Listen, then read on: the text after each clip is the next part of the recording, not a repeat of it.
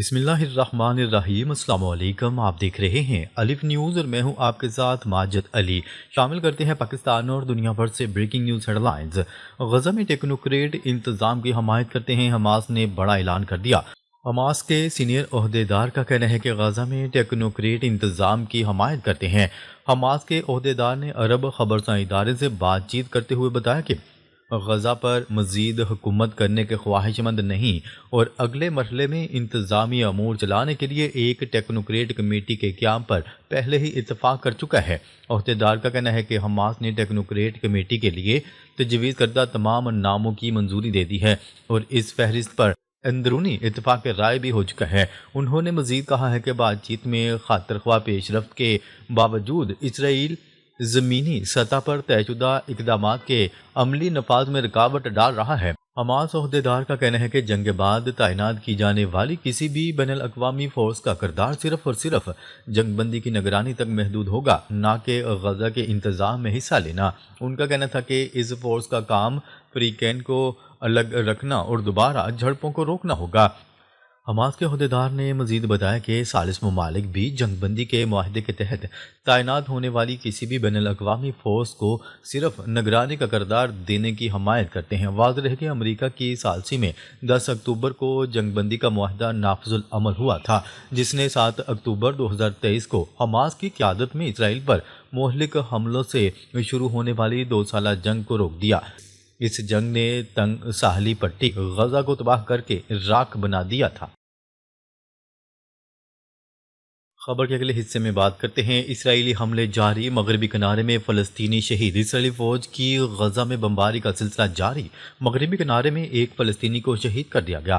عرب media کی report کے مطابق اسرائیلی فورسز نے مغربی کنارے کے علاقے نابلس میں فائرنگ کر کے فلسطینی کو شہید کر دیا۔ مغربی کنارے میں اسرائیلی قابض افواج کی جانب سے چاپوں کا سلسلہ بدستور جاری ہے۔ جیل میں قید معروف فلسطینی سیاسی شخصیت مروان برغوثی کے بیٹے نے میڈیا کو بتایا کہ اسرائیلی فورسز نے ان کے والد کو جیل میں بدترین تشدد کا نشانہ بنایا ہے۔ دوسری جانب غزہ کے جنوبی علاقے خان یونس میں اسرائیلی فوج کے گن شپ ہیلی کاپٹروں اور توپ خانوں کی گولہ باری کا سلسلہ بھی جاری ہے۔ اکتوبر 2023 سے لے کر اب تک اسرائیلی نسل کشی کے 70,125 فلسطینی شہید ہو چکے ہیں، جبکہ زخمیوں کی تعداد 1,71,000 سے زیادہ ہے۔ خبر کے اگلے حصے میں بات کرتے ہیں۔ بھارت میں پائلٹس کی کمی کا سنگین بحران تاحال برقرار، آج بھی سینکڑوں پروازیں منسوخ۔ بھارت میں انڈیگو ایئر کی انتظامی غفلت کے باعث پائلٹس کے اوقات کار تعین نہ ہو سکے، جس کے باعث آج بھی سینکڑوں پروازیں منسوخ ہو گئیں۔ بھارتی میڈیا کے مطابق انڈیگو کی فلائٹ آپریشنز کی مشکلات کم ہونے کا نام نہیں لے رہی ہیں اور بحران کے 5ویں روز بھی ملک بھر کی سینکڑوں مقامی پروازیں پائلٹس کی قلت کے باعث منسوخ کر دی گئی ہیں۔ میڈیا رپورٹس کے مطابق بھارتی ایئر لائن 400 طیاروں کے ساتھ روزانہ کی بنیاد پر 2300 پروازیں آپریٹ کرتی ہے۔ بھارتی میڈیا رپورٹس کے مطابق انڈیگو میں پائلٹس کا بحران انتظامیہ کی جانب سے کسی قسم کی پلاننگ نہ ہونے کے باعث ہوا اور حکام کی جانب سے معاملے کو دیکھا جا رہا۔ میڈیا رپورٹس کے مطابق نئی دہلی، ممبئی، پونے، بنگلور، چنئی، احمد آباد اور گجرات کے ایئرپورٹ سے 400 سے زائد پروازیں منسوخ ہو چکی ہیں، جس کے باعث ہزاروں مسافروں کو شدید پریشانی کا سامنا کرنا پڑ رہا ہے۔ غیر ملکی خبرساں ایجنسی کی رپورٹ کے مطابق فضائی سفر کو مزید محفوظ بنانے کے لیے بھارتی حکام نے پائلٹس کے اوقات کار پر نئی پابندیاں عائد کی ہیں۔ انڈیگو ایئر لائن نے اعتراف کیا کہ وہ 1 نومبر کی ڈیڈ لائن سے پہلے ان علاقوں کے نفاذ کی مناسب تیاری نہیں کر سکیں، جس کے باعث دسمبر کے معروف ٹریول سیزن کے آغاز سے قبل رواں ہفتے بڑے پیمانے پر پروازوں کی منسوخی ہوئی، جس سے ہزاروں مسافر ایئرپورٹس پر پھنس کر رہ گئے۔ خبر کے اگلے حصے میں بات کرتے ہیں۔ امریکہ نے یورپ کو سخت پیغام دیتے ہوئے خبردار کر دیا۔ امریکی محکمہ دفاع کے حکام نے واشنگٹن میں رواں ہفتے ہونے والی ایک اہم میٹنگ میں یورپی سفارتکاروں کو بتایا کہ امریکہ کی خواہش ہے کہ یورپ 2027 تک نیٹو کی زیادہ تر روایتی دفاعی ذمہ داریاں سنبھال لے۔ بین الاقوامی خبرساں ادارے کی رپورٹ کے مطابق اس بات کا انکشاف 5 مختلف ذرائع کی جانب سے کیا گیا جو اس گفتگو سے واقف تھے، جن میں ایک امریکی اہلکار بھی شامل ہے۔ امریکی حکام کا کہنا ہے کہ 2022 میں روس کے یوکرین پر حملے کے بعد یورپ نے اپنے دفاعی صلاحیتیں بہتر تو کی، مگر امریکہ ان کی کوششوں سے مطمئن نہیں۔ میٹنگ میں یورپی وفد کو یہ بھی واضح کر دیا گیا کہ اگر یورپ 2027 تک مطلوبہ اہداف پورے نہ کر سکا تو امریکہ نیٹو کی بعض دفاعی پالیسیوں میں حصہ لینا بند کر دے گا۔ یورپی سفارتکاروں کا کہنا ہے کہ یہ ڈیڈ لائن نہ صرف بہتر سخت ہے بلکہ حقیقت سے دور بھی ہے۔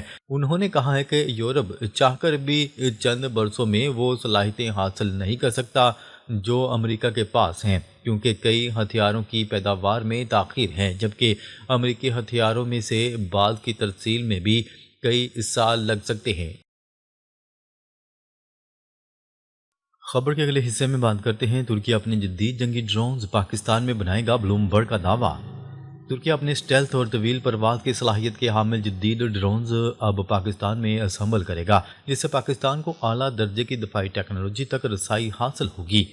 عالمی خبرساں ادارے بلومبرگ نے دعویٰ کیا ہے کہ ترکی نے اپنے جدید جنگی ڈرونز پاکستان میں بنانے کا فیصلہ کر لیا ہے۔ بلومبرگ کی رپورٹ کے مطابق ترکی اپنے اسٹیلتھ اور طویل پرواز کی صلاحیت کے حامل جدید ڈرونز پاکستان میں اسمبل کرے گا، جس سے پاکستان کو اعلیٰ درجے کی دفاعی ٹیکنالوجی تک رسائی حاصل ہوگی۔ ترکیہ کو اپنے ہتھیاروں کی عالمی منڈی میں اثر و رسوخ بڑھانے کا موقع ملے گا۔ اکتوبر کے بعد اس منصوبے پر مذاکرات خاصے آگے بڑھ چکے ہیں، تاہم ترکی کی وزارت دفاع نے اس منصوبے پر تبصرہ کرنے سے انکار کیا۔ اس طرح پاکستان کی وزارت اطلاعات نے بھی جواب نہیں دیا۔ رپورٹ میں بتایا گیا ہے کہ دفاعی صنعت کو عالمی سطح پر مضبوط کرنا صدر رجب طیب ایردوان کی پالیسی کا بنیادی حصہ ہے، اور اس حکمت عملی کے تحت ترکیہ نے رواں سال انڈونیشیا کو لڑاکا طیاروں کا آرڈر دیا۔ سعودی عرب اور شام کو مزید اسلحہ فروخت کرنے کی منصوبہ بندی بھی جاری ہے۔ ترکیہ کی دفاعی برآمدات میں رواں سال کے پہلے 11 ماہ میں 30% اضافہ ہوا، جو ریکارڈ 7.5 ارب ڈالر تک پہنچ چکی ہے۔ خبر کے اگلے حصے میں بات کرتے ہیں اسرائیل کا جنگی بجٹ آسمان پر، فوج کے لیے 35 ارب ڈالر مختص، سیاسی بحران گہرا۔ اسرائیل کا جنگی جنون ختم نہ ہو سکا۔ اسرائیلی کابینہ نے بجٹ 2026 میں اسرائیلی افواج کے لیے 35 بلین ڈالر کی بھاری رقم مختص کر دی۔ خبرساں ادارے کی رپورٹ کے مطابق اسرائیلی کابینہ نے بجٹ کی منظوری دے دی۔ دفاع کے لیے 35 بلین ڈالر مختص کیے گئے، جو مجوزہ 28 بلین ڈالر کے مقابلے میں 25% زیادہ ہیں۔ بجٹ کو ووٹنگ کے لیے پارلیمنٹ میں پیش کیا جائے گا، جہاں نیتن یاہو حکومت کو شدید مشکلات کا سامنا کرنا ہوگا، کیونکہ اسرائیلی حکومت کے اندر سیاسی تقسیم میں اضافہ ہوا ہے۔ خبرساں ادارے کی رپورٹ کے مطابق اسرائیلی قانون کے مطابق نیتن یاہو کو حال ہی میں مارچ سے قبل بجٹ کی منظوری یقینی بنانا ہوگی۔ پارلیمنٹ سے بجٹ منظور نہ ہونے کی صورت میں اسرائیل میں نئے انتخابات کروانے ہوں گے۔ یاد رہے کہ گزشتہ 2 سالوں کے دوران غزہ جنگ، اس میں ہونے والی عارضی جنگ بندی اور مذہبی جماعتوں کی جانب سے یہودی مذہبی طلبہ کو لازمی فوجی خدمت سے استثناء دینے کے مطالبات پر حکمران اتحاد میں شدید اختلافات سامنے آئے ہیں۔ خبر کے اگلے حصے میں بات کرتے ہیں اسحاق ڈار کا سعودی وزیر خارجہ سے ٹیلی فونک رابطہ، رفح کراسنگ محدود کرنے پر شدید مذمت۔ پاکستانی نائب وزیر اعظم اسحاق ڈار نے سعودی عرب کے وزیر خارجہ شہزادہ فیصل بن فرحان کے ساتھ اہم ٹیلی فونک رابطہ کیا، جس میں دو طرفہ تعلقات، علاقائی صورتحال اور خصوصاً غزہ میں جاری انسانی بحران پر تفصیلی تبادلہ خیال کیا گیا۔ دونوں رہنماؤں نے اس بات پر اتفاق کیا کہ فلسطینی شہری شدید مشکلات کا شکار ہیں اور عالمی برادری کو فوری اور مؤثر کردار ادا کرنا ہوگا۔ اسحاق ڈار نے اسرائیل کی جانب سے رفح کراسنگ کو محدود کرنے کے اقدام کی شدید مذمت کرتے ہوئے کہا کہ یہ فیصلہ نہ صرف غزہ کی محصور شہریوں کے لیے مشکلات بڑھاتا ہے بلکہ انسانی امداد کی فراہمی میں بھی براہ راست رکاوٹ ہے۔ انہوں نے کہا ہے کہ رفح کراسنگ کو خروج کے لیے محدود کرنا بین الاقوامی اصولوں اور جاری امن منصوبے کی کھلی خلاف ورزی ہے۔ ٹیلی فونک رابطے میں دونوں وزراء خارجہ نے اس عزم کا اظہار کیا کہ غزہ تک بلا روک ٹوک انسانی امداد یقینی بنانے کے لیے مشترکہ کوششیں تیز کی جائیں گی۔ سعودی وزیر خارجہ نے بھی فلسطینی عوام سے یکجہتی کا اظہار کرتے ہوئے کہا کہ ان کا ملک مسئلہ فلسطین کے منصفانہ حل کے لیے پاکستان کے ساتھ کھڑا ہے۔ خبر کے اگلے حصے میں بات کرتے ہیں فیفا نے امریکی صدر ڈونلڈ ٹرمپ کو امن ایوارڈ سے نواز دیا۔ فیفا کے صدر نے عالمی سطح پر امن میں خدمت کے اعتراف میں ڈونلڈ ٹرمپ کو یہ اعزاز پیش کیا۔ ان کی جانب سے ورلڈ کپ ڈرا کی تقریب میں خطاب کے دوران انہوں نے پاک بھارت جنگ بندی سمیت متعدد عالمی تنازعات کے حل پر اپنی کوششوں کا ذکر کیا۔ ڈونلڈ ٹرمپ نے کہا کہ ہم نے عالمی تنازعات بشمول پاک بھارت جنگ روکنے میں اہم کردار ادا کیا اور لاکھوں جانیں بچائیں۔ انہوں نے روانڈا اور کانگو کی جنگ میں ہونے والی ہلاکتوں کا حوالہ دیتے ہوئے کہا کہ 1 کروڑ افراد ان جنگوں میں ہلاک ہوئے۔ ڈونلڈ ٹرمپ کا مزید کہنا تھا کہ امریکہ اور کینیڈا کے تعلقات بہت مضبوط ہیں اور میکسیکو کے ساتھ بھی ہمارا شاندار تعلق ہے۔ انہوں نے عالمی فٹ بال ورلڈ کپ کے انعقاد پر خوشی کا اظہار کرتے ہوئے کہا کہ وہ بے چینی سے اس کا انتظار کر رہے ہیں۔ ناظرین، اب تک کے لیے اتنا ہی۔ مزید خبریں لے کر بہت جلد آپ کی خدمت میں حاضر ہوں گے۔ تب تک کے لیے اپنا خیال رکھیے گا۔ اللہ نگہبان۔